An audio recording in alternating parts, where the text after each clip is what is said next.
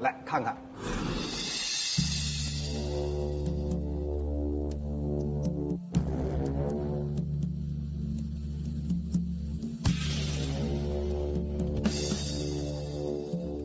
这里啊是桑皮岭寺，它呢距今已经有将近350年的历史了。不过您现在所看到的整个寺庙呢，是在1995年重建的。怎么样？从外面看它是非常的雄伟壮观吧？不过您知道吗？在建它的时候是完全没有图纸的，仅仅啊是靠建筑艺人们口协商而建成的。不仅如此呢，这个大殿的主殿呢还是整个康巴地区面积最大的一个，所以啊人们也称它为康巴第一殿。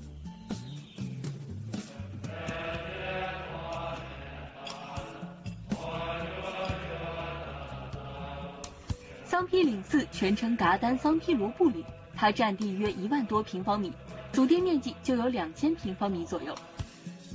走进这里，你绝对会被它的恢宏和精致所震撼。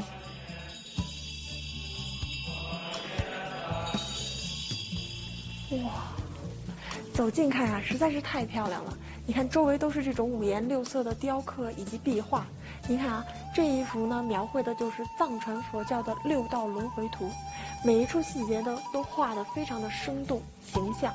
那这些呀，全都是当地的手工艺人自发的为寺庙描绘以及雕刻的，并且呢，他们也将这项工作呢视为自己的一份荣誉。桑皮岭寺内的壁画和雕刻艺术堪称一绝。我们的记者还在一个光线昏暗的角落里发现了一幅奇特的作品。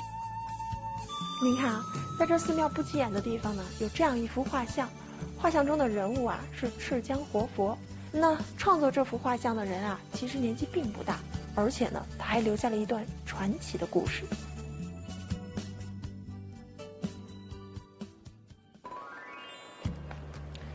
这个寺庙那个壁画画得很漂亮啊，说是这个创作者呢有一段传奇故事。你给我们讲一讲吧。画这幅画的人叫噶多，当时呢年龄有26岁，她是桑皮岭寺的一名普通的僧侣。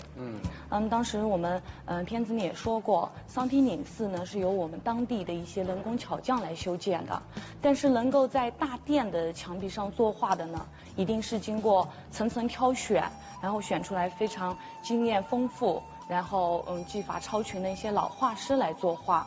那么以噶多当时的年龄和他的技巧，可能是达不到这个要求的。但是噶多一直在求我们寺庙的住持，就说让他来画一幅画，因为这幅画在他心里已经画了很多年了。住持到最后被他的诚心打动，然后给了他这样一个非常偏僻光线也非常暗的一个地方。我原来以为这画啊是画好之后贴上去的，不是结果直接在墙上画，直接在墙上作画。对，然后我们按照我们画那个活佛一些传统来说，最后一刻才会画那个活佛的眼睛。噶多央也是在最后一天画完活佛的眼睛以后呢，他在回家的途中呢是非常遗憾发生了车祸去世了。然后第二天当大家来到寺庙里看这幅画的时候，所有的人都惊呆了，因为你无论站在哪个位置去看，赤江活佛的眼睛呢始终在看着你。那对噶多这样一个完全没有经过专业的画画的这样一个人来说是非常神奇的。然后我们当地人呢就说，噶多的这一生就是为了画这一幅画而来的。这条故事呢可真是传奇了啊！一生心血就